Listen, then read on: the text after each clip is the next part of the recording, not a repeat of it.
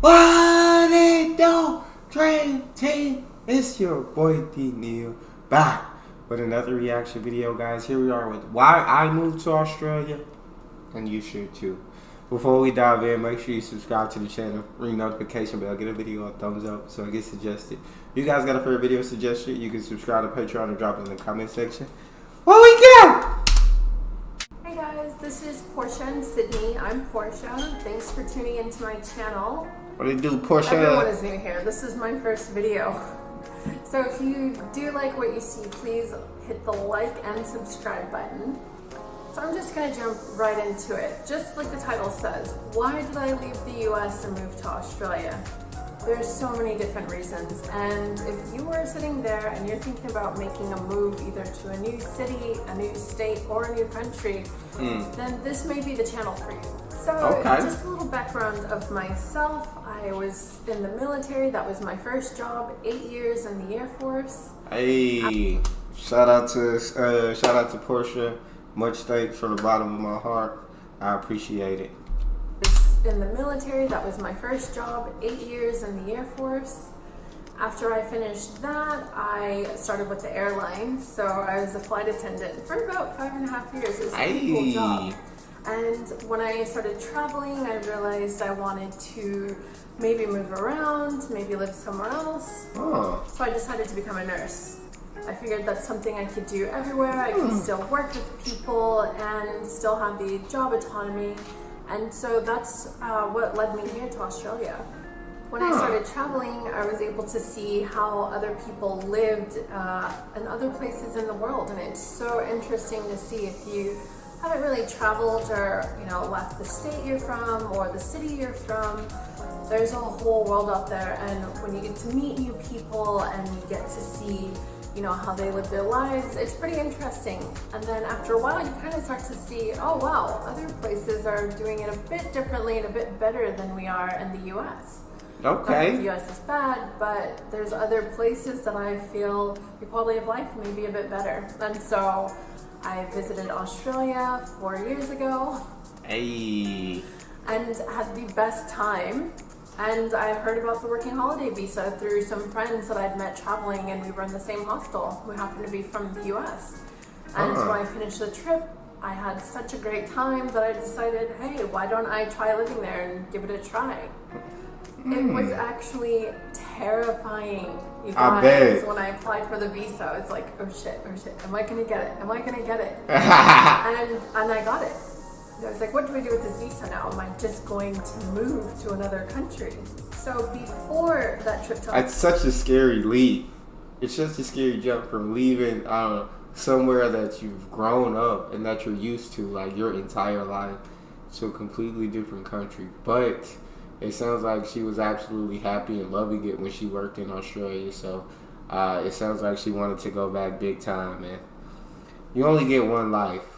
So you gotta live it on your terms, and you gotta do what makes you happy. Am I just going to move to another country? So before that trip to Australia, I had actually just finished nursing school. I just passed my nursing board to the NCLEX. Oh wow. And when I saw that I'd passed that, I was like, I'm gonna take a trip somewhere. And so that's when I went to Australia. So when I came back from the trip, I started my first job in New York City, a major hospital there. It was a great hospital. And, I was still doing the nursing, I was still doing the flight attendant things, I was constantly gone. Oh, wow. Either at the hospital or I was in Europe, and it was great. I had a great time, but eventually I did burn out. And I needed rest, and I wanted to take care of myself, and I kind of wanted to explore different hobbies and figure out, who's Porsha? What do I like outside of traveling? Not much, but things outside of traveling that I do enjoy. But the main hobby is traveling, which is why I decided I wanted to base myself somewhere else and for the adventure. So I actually took an entire year before I moved out here after I got that visa. And partially because if you're going to work as a nurse in Australia, you have to have at least a year of experience in whatever country or wherever you're coming from. And so I needed to get that year of experience. And so after I had that year, I specifically remember that year, that January, talking to my aunt, and I was like, am I going to go to Australia? Should I stay here? What should I do?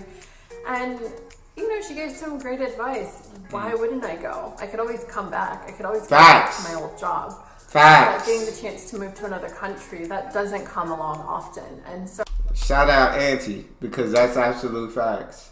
And that's the thing about when a lot of people have to take that leap or are afraid to take that leap. And it's always like, you could always come back and do what you were doing before, so why not take a chance? Why not take a shot? You know what I'm saying? And so I absolutely love that advice. Shout out Aunt. but getting the chance to move to another country, that doesn't come along often. And so she was right. And so I made the leap and moved out here June 2019. I was a mess at the airport. I bet. My sister. We finally lived in the same city. It was really hard. When I say it was hard, I mean it was so hard. I almost moved back to New York probably 6 or 7 times. Oh, wow. This really got me. It was such a culture shock. And it doesn't seem like it would be because Australia is a Western country. You know, they speak English here. They have great accents. But yeah, it was very hard giving up, you know, the conveniences that I had in New York and learning a new way of life. I mean, it's been almost 3 years now, I've, you know, gotten into the groove. Like, I love it. I have no plans on leaving or, you know, going back at all ever. I love that. It was really hard. I have to keep it real with you.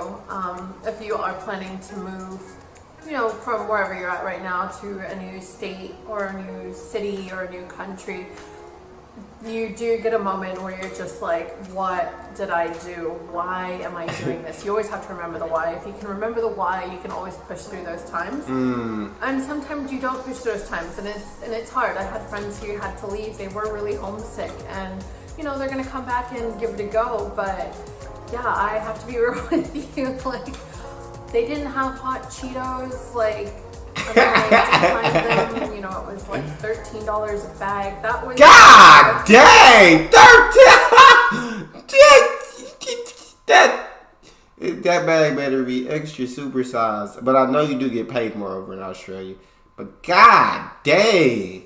I had friends and family sending me, you know, shipments of hot Cheetos, and it would last, you know, maybe a month or two. Like the 10 boxes that I would get because I'm awful. If you're enjoying the content up until now, please hit the like button and click subscribe. Things such as, you know, going to the grocery store, back home, I knew in the little bodega that I used to go to for the shops and stuff, I knew where everything was at. And then coming here, the way everything's laid out, and then just not even having the same products, that was really hard. First of all, I don't even like cooking. I didn't cook when I was in New York. I always had takeout. So I just, you know, didn't really have to think about... It sounds like with her work schedule, she ain't had time to do cooking and nothing else. Meals and stuff like that. But here, takeout is so expensive.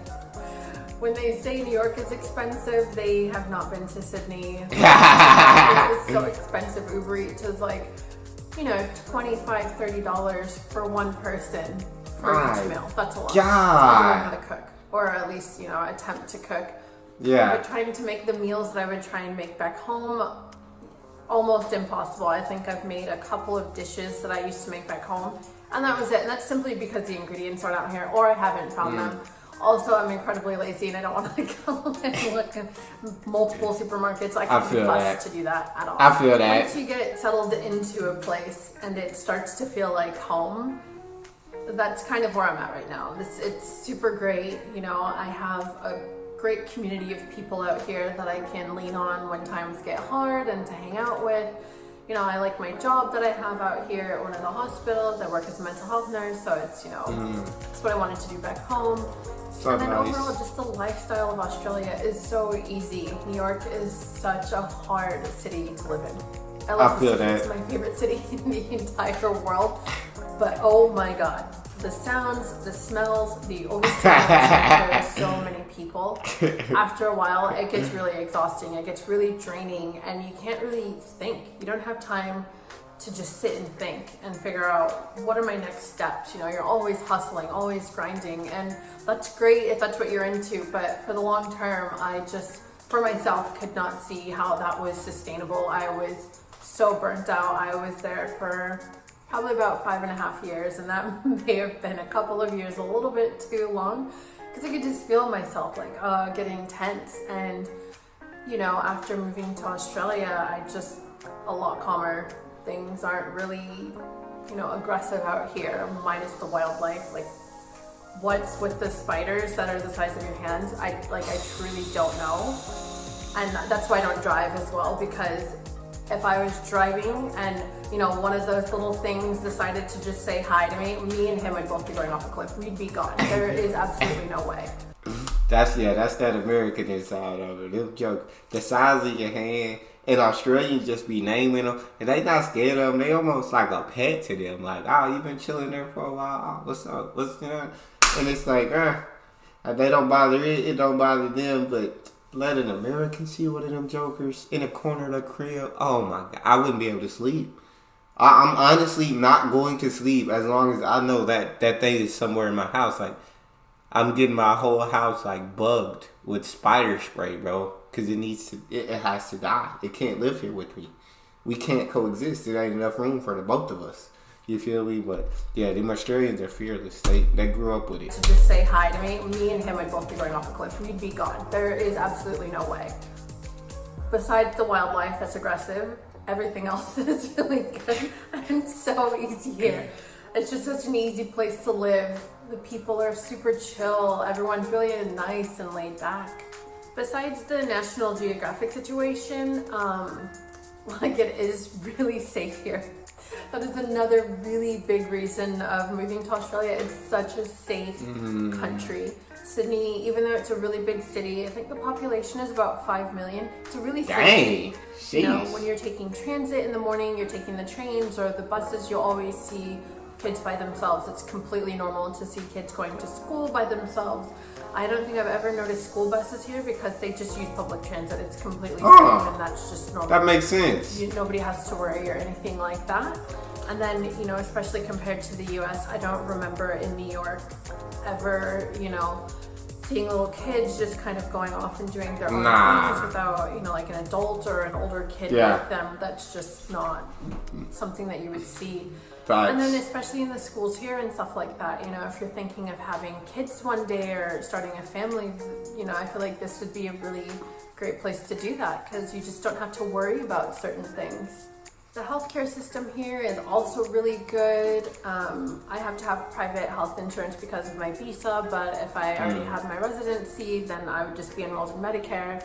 Wouldn't need private insurance. You could go to the doctor, get a checkup when you need. Medications are relatively cheap and accessible to everyone, which is just something that they don't have in the US. I think it should be, that everyone has access to health insurance.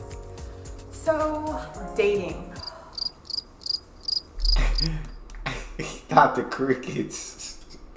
Not the crickets, Porsha. So, dating. There are no words. All I can say is, it doesn't matter what country you're in, what city you're in, dating is the same. It's awful. I don't like the entire process of it, having to get dressed up to meet somebody who is less than I deserve. Dang, Porsha! I've seen those people before then, and they'll say one thing on the apps, they're messaging you, and then what shows up in person is not the same person that was texting. There's a whole episode just on the dating misadventures that I've had so far out here. Wiggate was great. I will say this, there is some fine men, handsome men on this side of the world.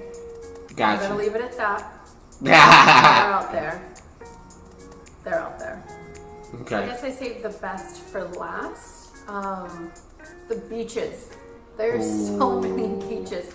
I could get on a bus and be at a beach in about 15 minutes, or take an Uber and be there in 10 minutes. There is beaches everywhere. It's basically paradise. It feels like heaven on earth whenever, if you're having a stressful day, go to a beach, find a new beach. You can always, walk around and explore and try a new neighborhood, and there's a new beach there as well. There's just so many different options. If you're not really into the beach, we have the mountains. You can go to the Blue Mountains, go walking in the bush. It's just, for nature lovers, this place is absolute heaven. And within the city itself, you have the botanical gardens, which is great. It's, you know, many parks throughout the city as well. It's just a really nice place to be. If you've made it this far, thank you for taking the time to watch this video. It's my first video. I'm hoping to make more videos similar to this, kind of my life here in Australia, how it's different from the US, more of how I'm able to stay here, you know, with my job and the visa, and day in the life in Sydney, what it's like living down under. So if that's something that you're interested in, please hit subscribe and like this video. I'll see you soon. Shout out to Porsha. I mean, Sydney definitely sounds absolutely incredible. The prices sound crazy, but it sounds like Porsha's absolutely loving it out there. And I mean, the way she was talking, it will convince you to make that leap of faith. That's all we got. You guys got a favorite video suggestion, you can subscribe to Patreon and drop it in the comment section. Subscribe to the channel, ring notification bell, give the video a thumbs up so it gets suggested. It's your boy Neal. Out.